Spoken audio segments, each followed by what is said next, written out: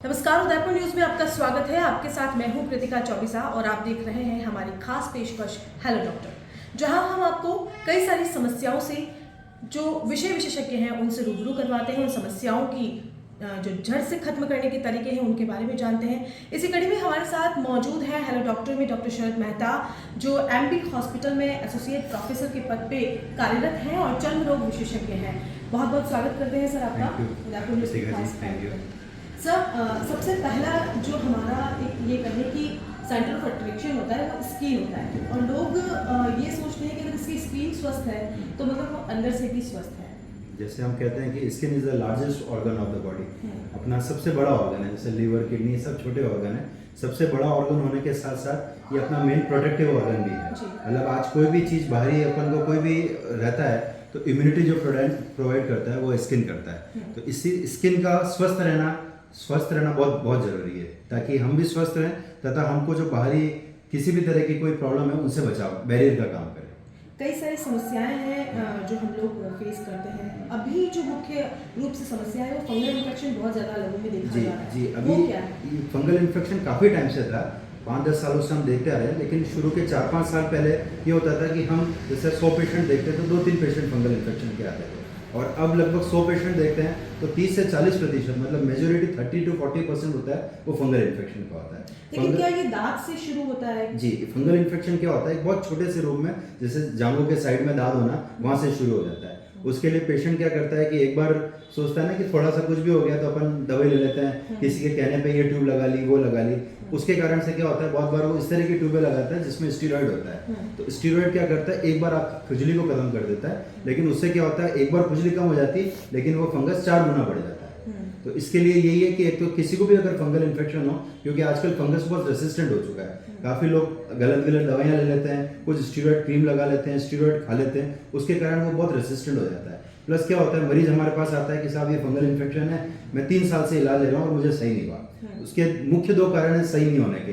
पहली चीज़, अगर उसने कोई गलत ट्यूब लगा रखी है तो उससे रेसिस्टेंट हो जाती है, और दूसरा क्या होता है, मरीज किसी भी डॉक्टर के पास जाता है, मरीज दिखाता है, डॉक्टर उसको 20 दिन की दवाई लिखता है, 20 दिन के अंदर वो खत्म हो जाता है, उसको लगता है कि वो पूर्णतः खत्म हो गया। लेकिन फंगल इन्फेक्शन का जो कोर्स होता है वो 2 से 3 महीना पूरा होता है। तो मरीज को लगता है मेरी खुजली कम हो गई, मेरा दांत खत्म हो गया, मतलब मैं सही हो गया। तो इसीलिए इसके लिए कुछ जनरल केयर में जो आपके चैनल के माध्यम से बताना चाहूँगा, इसके लिए 2-3 चीज़ें हैं जो मेन आपको ध्यान रखनी है।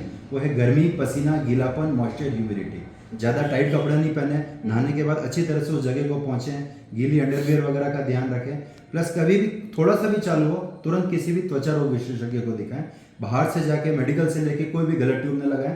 प्लस जब भी आप किसी डॉक्टर को दिखाएं, उसका जो पूरा कोर्स होता है 2.5 से 3 महीने का, वो पूरा करें। प्लस बहुत बार क्या होता है, हम ये देखते हैं कि फंगल इन्फेक्शन हमको हो रहा है, हमने इलाज ले लिया, लेकिन घर में और सदस्य होते हैं उनका ट्रीटमेंट नहीं ले पाए, उन्होंने नहीं लिया, तो वो कम्युनिकेबल होता है एक से दूसरे में। अगर घर में किसी भी सदस्य को है तो सब जने एक साथ इलाज लें तथा अपने टॉवल, नैपकिन और दूसरों से शेयर नहीं करें। ये चीज़। सर, आपने स्टेरॉइड की बात की थी। जब भी किसी त्वचा रोग विशेषज्ञ के पास जाते हैं तो वो जो भी मेडिसिन लिखते हैं उसमें ज़्यादातर स्टेरॉइड पाया जाता है। नहीं, ऐसी ये गलत धारणा है कि स्टेरॉइड पाया जाता है। स्टेरॉइड 2 तरह से यूज होते हैं, एक तो अपन लगाने का लिए जो स्टेरॉइड होता है और एक खाने का स्टेरॉइड। स्टेरॉइड इमीडिएट इफेक्ट तो आपको जी जी जी स्टेरॉइड क्या होता है कि जैसे आज हमारी कुछ त्वचा की बीमारियां होती है जिसमें हम लगाने में स्टेरॉइड क्रीम देते हैं, जैसे एक्जिमा हो गया, सोरासिस हो गया, ऐसी बहुत सारी बीमारी जिसमें लगाने के लिए स्टेरॉइड दिया जाए।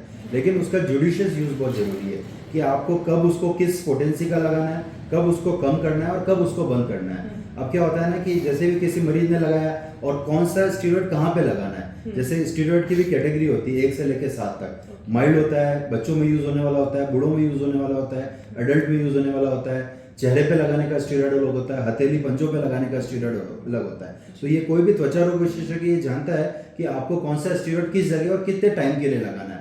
अब किसी मरीज को आपने लगाने के लिए दिया और उसको 6 महीने तक लगाते चले गया तो वो साइड इफेक्ट हो जाता है। बहुत बार वो स्टेरॉइड जो हाथ वाला लगाने का है उसने अगर चेहरे पे लगा लिया तो उसके साइड इफेक्ट हो जाते हैं, जैसे कि चमड़ी पतली होना, मुंह पे दाने आना। बहुत बार ज़्यादा लंबे टाइम तक लगा लेते हैं तो स्किन पे बाल उग के आ जाते हैं। फीमेल्स होती है हमारे पास आती है, साहब ये ट्यूब मेरे को किसी ने लिखी थी, मैं 1-1.5 साल से लगा रही हूँ और अब मेरा पूरा चेहरा खराब हो गया, कील मुँह से तो हो ही गया और पूरे चेहरे पे बाल उग के आ गए। तो इसीलिए कभी भी यह नहीं कि स्टेरॉइड के फायदे भी हैं, नुकसान भी है, लेकिन उसको किस तरीके से यूज करना है, कितने टाइम के लिए यूज करना है, वो कोई त्वचा रोग विशेषज्ञ आपको ढंग से बता सकता है।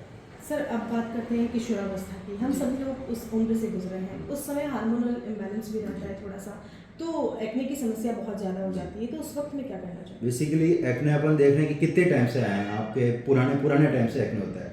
आजकल जो हम नई चीज़ नोट कर रहे हैं कि पहले जो एक्ने होने की, जो कील मुहासे होने की समस्या होती थी, वो अमूमन 12, 13, 14, 15 साल की एज, 16, 17 साल की एज में आती।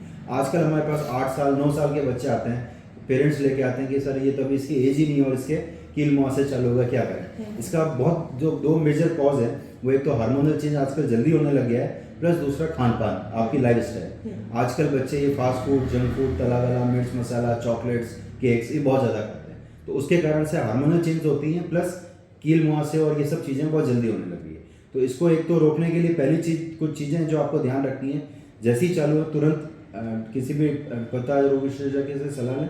दूसरा, लाइफ स्टाइल चेंज करिए, थोड़ा व्यायाम प्रॉपर कीजिए, खान पान अच्छा रखिए, तला गला, मिर्च मसाला, कोल्ड ड्रिंक, चॉकलेट्स, इन सबको अवॉइड करना पड़ेगा। प्लस दूसरा आदत होती है कि पिंपल्स होते हैं, फोड़ना चालू कर देते हैं, और वही जैसे बाजार से लेके कुछ कॉस्मेटिक लिया है, किसी ने कहा ये फेस वॉश लगा लो, किसी ने कहा ये स्क्रब यूज़ कर लो, किसी ने कहा ये लगा लो, उससे बेसिकली सही होने की जगह बीमारी और बढ़ती चली जाती है। तो आजकल काफ़ी ऑप्शंस आ गए हैं पिंपल्स को सही करने के। बहुत बार पिंपल्स के निशान रह जाते हैं, गड्ढे रह जाते हैं। आजकल इतनी एडवांस टेक्नोलॉजी आ गई है कि हमारे पास केमिकल पीलिंग है, लेजर्स है, बोटॉक्स है, बहुत सारी चीज़ें होंगी जिससे हम पिंपल्स, उनके निशान को काफ़ी हद तक पूरा कंट्रोल में ला सकते हैं। सर ये तो इंटरनल इम्बैलेंस की वजह से प्रॉब्लम हुई, लेकिन क्या आफ्टर 30 सिर्फ एक्सटर्नल वजह से ही नहीं, देखिए बेसिकली क्या, मूलतः जो रोग होता है ये अमूमन टीनेजर ग्रुप में होता है, 12 से चालू होता है, जो अमूमन 20, 22, 23 साल की एज में चले जाता है। लेकिन काफ़ी पेशेंट हमारे पास आते हैं जो कि 28 साल, 30 साल, 35, इवन 40 साल की एज में भी एक्ने लेके आते हैं। अगर इस एज में अगर एक्ने आ रहे हैं तो उसका मतलब ये है कि उनके कोई हार्मोनल प्रॉब्लम है। जो मुख्य कारण जो होता है उसका पॉलीसिस्टिक ओवरियन डिजीज, PCOD जिसको हम कहते हैं। इसके अंदर क्या होता है, बेसिकली 4-5 चीज़ें होती हैं। चेहरे पे पिंपल्स आना, बहुत बार अनचाहे बाल आना, पीरियड्स इरेगुलर रहना, तथा किसी की इनफर्टिलिटी की प्रॉब्लम भी होती है। तो अगर हमारे पास कोई भी मरीज 30, 35, 40 साल की एज में अगर एक्ने लेके आ रहा है, तो हम मुख्य तरह जो कारण सोचते हैं वो हार्मोनल, उसी के हिसाब से हम उसको ट्रीट करते हैं। उनका सारा हार्मोन्स का टेस्ट करा जाता है और उसके अकॉर्डिंग उसको ट्रीट किया जाता है। आपने बात की अभी थोड़ी देर पहले कॉस्मेटोलॉजी की, अभी बहुत एडवांस टेक्निक्स हम लोगों के पास आ गई हैं। कितनी सही है सर वो? क्योंकि लेजर लेने से लोगों को डर लगता है, हेयर थेरेपी लेने से लोगों को डर लगता है। देखिए क्या होता है कि आजकल लोग बागों में ये रह गया है कि यूट्यूब पे देखते हैं, किसी से सुनते हैं, यहाँ देखते हैं, और हमारे पास सीधा आते हैं, सर हमें दवाई देनी चाहिए, आप तो हमको लेजर ट्रीटमेंट कर दो या हमारे पीलिंग कर दो।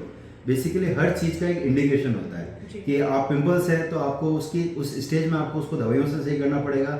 लास्ट में अगर वो बिल्कुल निशान रह गए तो अगर दवाइयों से सही नहीं होता है तो केमिकल पीलिंग या लेजर ट्रीट। लेकिन हर एक चीज़ का जुडिशियस यूज़ होता है। अब जैसे किसी का अनचाहे बाल है और वो सीधे लेजर करवा ले, हमें पहले उसका इवेल्यूशन करना पड़ेगा कि उसके कोई हार्मोन्स की प्रॉब्लम तो नहीं है। अगर हार्मोन्स की प्रॉब्लम नहीं है तो हम लेजर की तरफ जाएंगे, और अगर हार्मोन्स की प्रॉब्लम है तो हमें हार्मोनल ट्रीटमेंट करना पड़ेगा। इसी तरह गड्ढे हैं, अगर गड्ढे बहुत पुराने हैं, जैसे 10-15 साल पुराने गड्ढे होते हैं, और हमारे पास पेशेंट लेके आता है कि सर हमने किसी ने सुना कि लेजर से गायब हो जाते हैं, तो ऐसा नहीं कि लेजर और पीलिंग और इन सब कॉस्मेटिक की चीज़ों से हर चीज़ 100% हो जाती है। ये इन सब की एक लिमिटेशन होती है, उस हद तक वो किस स्टेज में है तथा वास्तविकता में उसकी जरूरत है कि नहीं है। आप ऐसा नहीं कि आप चले गए, क्योंकि आजकल क्या हो गया है कि जैसे स्किन स्पेशलिस्ट हमने पूरी पढ़ाई की होती है और हम जानते हैं कि किस चीज़ का इंडिकेशन कहाँ है। बहुत बार टेक्नीशियन होते हैं इस तरह से लेज़र की मशीन और पीलिंग ये सब लेके बैठ जाते हैं, उनको पता नहीं होता है कि वास्तविकता में इस चीज़ की इसमें ज़रूरत है कि नहीं है, और पेशेंट उनके पास चले जाते हैं और फिर वो बिगाड़ के हमारे पास आते हैं कि सर किसी के कहने पर हमने ये करा लिया और हमें बाद में पता चला कि वो तो त्वचा रोग विशेषज्ञ नहीं थे, अब हमारे चेहरे का क्या करें। तो हर चीज़ का एक इंडिकेशन है, इसमें कराना है, इसमें नहीं कराना। पूरी जांच परख के बाद जब व्यक्ति कॉस्मेटोलॉजी की तरफ बढ़ता है, न्यू टेक्निक्स को फॉलो करने के लिए बढ़ता है, तो डर बहुत लोगों को लगता है, तो उन लोगों से क्या कहना चाहेंगे? जी, ऐसी कोई बात नहीं है कि इसमें अपन को डरने की जरूरत है। आजकल बहुत लेटेस्ट एडवांस टेक्नोलॉजी आती थी। आज से 15-20 साल पहले की बात करें तब उस वक्त हम जैसे हेयर रिमूवल लेजर करते थे, एक शॉट देते थे और फिर उसको बर्फ से ठंडा करते थे, फिर दूसरा शॉट, फिर बर्फ को ठंडा। पेशेंट आता था, साहब हमारी तो स्किन लाल हो गई, अब काला पड़ गई। आज की जो आ रही में जो लेटेस्ट टेक्नोलॉजी से लेटेस्ट मशीन आई है, उन सब में ये सब चीज़ें बिल्कुल ख़त्म हो चुकी है। अगर आपने किसी भी अच्छे स्किन स्पेशलिस्ट से कंसल्ट किया है तो वो आपको उन सब चीज़ों की आफ्टर केयर जरूर बताएगा कि भाई आपको लेज़र कर दिया है, इसके बाद आपको आगे 4-5 महीने क्या ध्यान रखना है। अगर आपने उस चीज़ का प्रॉपर ध्यान रखा तो आपको कोई साइड इफेक्ट नहीं होंगे। प्लस अगर कुछ साइड इफेक्ट होते भी हैं तो बहुत शॉर्ट टर्म के लिए होते हैं, जैसे 4-5 दिन की हल्का सा लालपन आना या हल्का सा कालापन, जो कि वापस कुछ टाइम के अंदर धीरे धीरे सब चले जाता है। तो ऐसा नहीं कि लेजर या पीलिंग से डरने की जरूरत है कि लेजर करा लिया तो हमारी स्किन सेंसिटिव हो जाएगी, ऐसा नहीं है। लेकिन अगर आपने किसी रिकॉग्नाइज्ड डॉक्टर से कराया है तो उसके लिए कोई दिक्कत नहीं। एक और सवाल लोगों के मन में रहता है कि खर्चा कितना होगा, बजट कितना होगा? जी, बेसिकली क्या, लेजर अलग अलग तरह की होती है कि आपको किस तरह की लेजर करानी है और कौन सी और किस चीज़ के लिए करानी है, तो इसका अलग अलग कॉस्ट होता है। जैसे आप मेट्रो में देखते हैं अपन कि वहाँ पे बहुत एडवांस लेजर होती है, तो वो खर्चा वहाँ पे हमारे पास मरीज आते हैं कि सर वहाँ तो हम करा पूछ के आए 30-40 हज़ार का खर्चा और यहाँ आप 5-10 हज़ार में बता रहे हैं। तो वो basically laser to laser vary करता है कि किसी लेजर का, लेकिन ऐसा नहीं कि उसका खर्चा लाखों में जाता है। वो डिपेंड करता है कि जैसे किसी को हेयर रिमूवल लेजर कराना है तो कितना एरिया कराना है, अगर आपको अपर लिप करानी तो उसका अलग है, पूरा फेस कराना तो अलग है, एक्ने की स्कार किस स्टेज पे है उसका खर्चा उस हिसाब से किया जाता है। सर, कुष्ठ रोग को लेकर भी बहुत सारी लोगों को समस्याएं हैं, वाइट स्पॉट हो जाते हैं बॉडी पे, तो उसके लिए क्या? बेसिकली क्या होता है, सबसे पहले जो मैं आपको बताता हूँ, कुष्ठ रोग और व्हाइट स्पॉट जो है, विटिलिगो जिसको हम कहते हैं, वो दोनों अलग अलग बीमारियां हैं। व्हाइट स्पॉट जिसमें कि चमड़ी बिल्कुल सफेद होने लगती है तथा उसमें और कोई तकलीफ नहीं होती, ना मरीज को जलन होती है, ना खुजली होती है, ना कोई किसी भी तरह के कोई सिम्टम्स होते हैं। जबकि जो कुष्ठ रोग होता है, लेप्रेसी जिसको अपन कहते हैं, उसके अंदर स्किन व्हाइट होने के साथ साथ सुन्न पड़ने लगती है, मरीज को एहसास खत्म हो जाता है कि मेरे यहाँ पे कुछ था, उंगलियों में एहसास खत्म हो जाता है, पाँव में एहसास खत्म हो जाता है, बहुत बार लंबे टाइम तक घाव बढ़ते नहीं हैं। तो लेप्रेसी अलग चीज़ है, और किसी ज़माने में लेप्रेसी को असाध्य माना जाता था, आजकल जब से हमारे पास लेटेस्ट दवाइयाँ आई है सब सही हो जाता है। इसी तरह विटिलिगो है, जैसे हमारे पास कोई छोटा सा भी सफ़ेद निशान होता है, बच्चे लेके आते हैं या पेरेंट्स लेके आते हैं कि सर इसका आगे क्या होगा, भविष्य क्या होगा। विटिलिगो कोई ऐसी असाध्य बीमारी नहीं है, इसको आप अच्छी तरह से बिल्कुल अगर समय पे इसका इलाज लिया जाए तो उसको कम्प्लीटली अपन सही कर सकते हैं। किसी ज़माने में हमारे पास बहुत कम ऑप्शन होते थे, आजकल सफ़ेद निशान के लिए हमारे पास दवाइयाँ हैं, हमारे पास नैरो बैंड यूवी थेरेपी है, लेजर थेरेपी है, इसके अलावा आजकल विटिलिगो सर्जरी की जाती है, अगर छोटा पैच है तो उसको पूर्णतया सही किया जा सकता है। सिरोसिस क्या है? सोरियासिस एक तरह की बीमारी जो कि अभी विंटर्स में काफ़ी बढ़ जाती है। इसमें क्या होता है कि अपने शरीर के जो एक्सटेंसर्स होते हैं, जैसे घुटना हो गया, पीठ हो गया, सिर के अंदर सफ़ेद चकत्ते आ जाते हैं और उसके अंदर पपड़ी आने लगती है, खुजली होती है। और 100 में से 25 से 30% लोगों में इस बीमारी के साथ साथ आगे या पीछे जो आर्थराइटिस चालू हो जाती है, जिसको हम सोरियाटिक आर्थराइटिस कहते हैं, यानी कि जोड़ों में, छोटी उंगलियां, घुटनों में दर्द चालू हो जाता है। और इसके भी आजकल काफ़ी अच्छे ऑप्शन ट्रीटमेंट हो गए हैं। पुरानी की दवाइयाँ तो कारगर रही, और आजकल काफ़ी नए बायोलॉजिकल्स और नए इंजेक्शन आ गए जिनसे अपन इसको काफ़ी हद तक कंट्रोल में लाया जा सकता है। हमारी कुछ बीमारियां स्किन की ऐसी होती है जिसको हम कम्प्लीटली ट्रीट कर सकते हैं, और कुछ होती है जिसको हम कंट्रोल कर सकते हैं। तो मैं आपके चैनल के माध्यम से यही कहना चाहूँगा कि जो असाध्य, एक तो कुछ होती है जो बिल्कुल सही नहीं होती, उनको अब जैसे शुगर बीपी है उसको अपन कंट्रोल में लाया जा सकता है दवाइयों से। इसी तरह से सोरियासिस और कुछ बीमारियां हैं जिसको हम भले कंप्लीटली क्योर नहीं कर पाए, लेकिन दवाइयों के माध्यम से उसको बैलेंस और कंट्रोल किया जा सकता है। स्किन की बात हो गई, अब हेयर प्रॉब्लम भी बहुत ज़्यादा बढ़ने लगी है, बाल झड़ने की समस्या बहुत कम उम्र में होने लगी है, साथ ही वाइट बाल भी अब छोटे छोटे बच्चों में देखने को मिलते हैं। कहीं ना कहीं न्यूट्रिशन की कमी, और क्या कारण है? देखिए, अगर अपन बालों से रिलेटेड बातें करें तो अपन इसको दो ग्रुप में बांट सकते हैं। एक तो होता है टीलोजन इफ्लोबियम, जिसमें बाल गिरने लगते हैं, और होता है मेल पैटर्न एलोपेशिया। जैसे आपने देखा होगा मेल्स के अंदर जो अपने आगे का सिर का आगे वाला भाग है, इससे बाल कम होने लगते हैं और धीरे धीरे बढ़ते चले जाते हैं।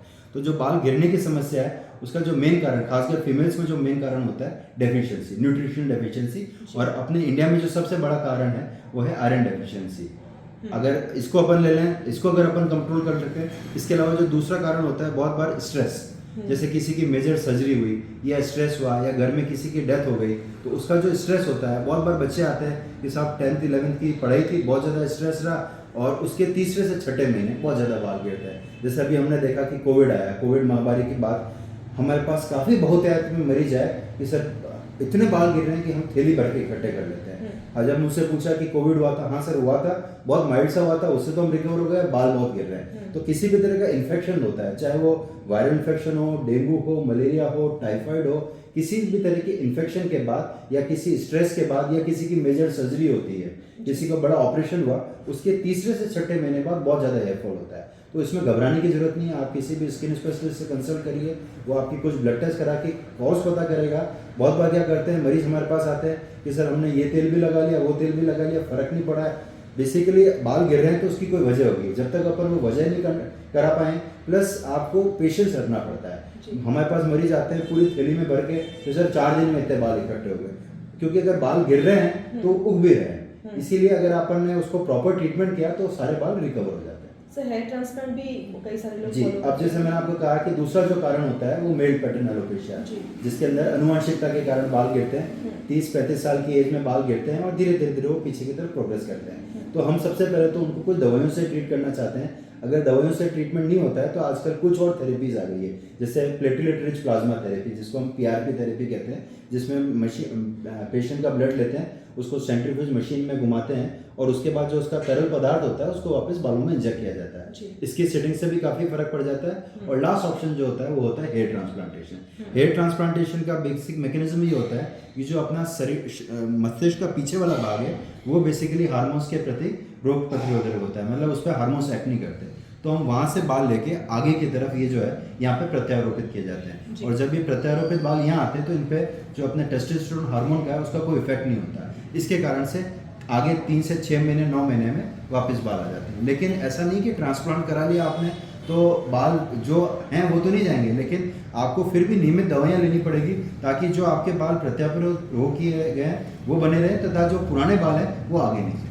तो उसमें कितना खर्चा बैठता है? ये कॉस्टली होता है क्योंकि इसमें बेसिकली कुछ इंस्ट्रूमेंट्स भी काम में आते हैं, प्लस ये एक बहुत ही टेक्निकल और काफ़ी लेबरस है। इसमें एक प्रत्यारोपण अगर अपन करते हैं तो 8 से 10 घंटे का लगता है। इसमें लगभग 30,000 से लेके 1 लाख तक का खर्चा आ सकता है। वो डिपेंड करता है कि आपने कितने बाल प्रत्यारोपित किए हैं, 2,000, 3,000, 4,000, 5,000 इसके अकॉर्डिंग। जैसा कि सर आपने पहले बताया कि हमारी लाइफस्टाइल में काफ़ी चेंजेस आए हैं। अभी देख लें तो बच्चे फास्ट फूड बहुत ज़्यादा पसंद करते हैं। क्या ऐसे में हम कहें कि प्राणायाम बहुत हमारे पास आजकल मरीज आते हैं, छोटे छोटे बच्चे होते हैं। हाँ। उनकी उम्र होती है 8 या 10 साल, लेकिन उनको जैसे आपने कहा सफ़ेद बाल जल्दी आने, कील मुहासे होना, मोटापे के कारण गर्दन काली हो जाना, हाथों पे पाँव पे दाने आ जाना, इसका एक बहुत बड़ा कारण है लाइफस्टाइल। बच्चे आजकल खेलते कूदते नहीं, मोबाइल पे रहते हैं, ना योगा करते हैं, ना प्ले ग्राउंड पे जाके खेलते हैं, प्लस रोज़ हर 4-5 दिन में जंक फूड खाना। तो मैं आपके चैनल के माध्यम से ही कहूँगा कि अगर छोटे बच्चे हैं उनको अगर आपको इन बीमारियों से बचाना है तथा स्वस्थ रखना है तो रेगुलर उनको एक्सरसाइज कराएं। एक्सरसाइज नहीं करें तो बच्चों को बाहर ग्राउंड में खेलने दें, उनको कोई फिजिकल एक्टिविटी जरूर कराएं। और जंक फूड मेन है, आप उनका तुरंत रेस्ट्रिक्ट करिए, कभी 2-3 महीने में एक बार दे सकते हैं। चॉकलेट और ये सब रेस्ट्रिक्ट करिए, क्योंकि अगर ये लेंगे तो आगे पीछे कुछ ना कुछ समस्या उनको आनी है। सर दर्शकों से क्या कहना चाहिए? दर्शकों से मैं ये कहना चाहूँगा कि कुछ 2-4 चीज़ें हैं जिसका आपको ध्यान रखना है। वो है कि एक तो कभी भी कोई भी त्वचा रिलेटेड बीमारी हो तो आप किसी भी स्किन स्पेशलिस्ट से कंसल्ट करें। किसी के भी कहने पे या बाहर से कोई भी दवाई ट्यूब का सेवन ना करें, क्योंकि बहुत सारी ट्यूबों में स्टीरॉयड होता है जो कि हमें काफ़ी नुकसान कर सकता है तथा लॉन्ग टर्म में काफ़ी ज़्यादा साइड इफेक्ट्स हो सकते हैं। तो डॉक्टर शरद मेहता हमारे साथ मौजूद हैं, इसके लिए बहुत बहुत शुक्रिया सर आपका। धन्यवाद। तो त्वचा रोग विशेषज्ञ डॉक्टर शरद मेहता हमारे साथ मौजूद थे, जिनसे हमने जाना जो भी प्रॉब्लम्स स्किन को लेकर, आपके हेयर्स को लेकर है, उस बारे में हमने बात की। और डॉक्टर साहब का कहना है कि लाइफस्टाइल को थोड़ा चेंज करना होगा, हमें थोड़ा सा खुद के ऊपर ध्यान देना होगा।